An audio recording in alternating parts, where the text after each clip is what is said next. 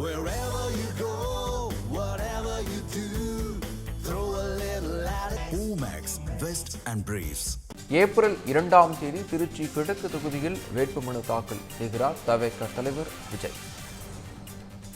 April 2ஆம் தேதி திருச்சி கிழக்கு தொகுதியில் தவேக தலைவர் விஜய் வேட்புமனு தாக்கல் செய்யவிருக்கிறார்.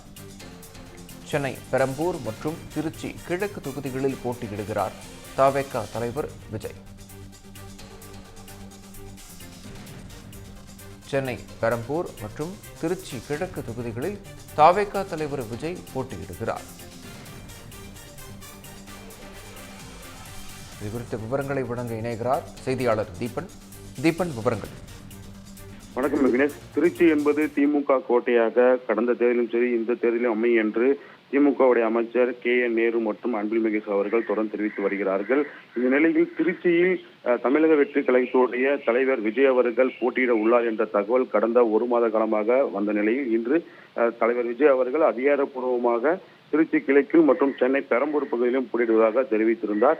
இந்த திருச்சி கிழக்கில் விஜய் அவர்கள் போட்டியிடுவது பெரும் மகிழ்ச்சி அளிப்பதாக அப்பகுதியில் இருக்கக்கூடிய தவேக தொண்டர்கள் தெரிவித்தார்கள். குறிப்பாக ஏற்கனவே திருச்சி கிழக்கு தொகுதியில் திமுக எம்எல்ஏவாக இருந்த இனுக்கு இருதராஜ் மீண்டும் அந்த தொகுதியில் போட்டியிடுகிறார். அதே போன்று அதிமுக சார்பாக ராஜசேகரன் அவர் போட்டியிடுகிறார்.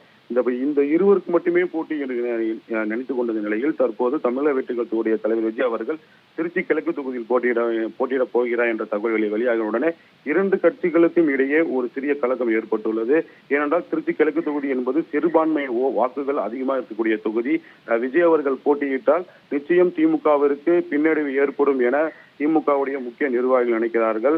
அதே சமயம் தவேக தொண்டர்கள் விஜய் அவர்களுக்கு வருவதற்கான அனைத்து ஏற்பாடுகளும் தற்காலிக பணிமனை அமைப்பது முதற்கொண்டு அந்த பணிகளை தவேக நிர்வாகிகள் மும்முரமாக செய்து வருகிறார்கள். இந்த நிலையில் தான் வருகிற 2ஆம் தேதி விஜய் அவர்கள் திருச்சி கிழக்கு தொகுதிக்கான வேட்புமனு தாக்கல் செய்ய வருகை தரவுள்ளார். அதற்கான ஏற்பாடு பணிகளும் பாதுகாப்பு பணிகள் அளிக்க வேண்டும் என காவல்துறையிடம் தேர்தல் ஆணையத்திடமும் தவேக நிர்வாகிகள் மனுவாக அளித்துள்ளார்கள்.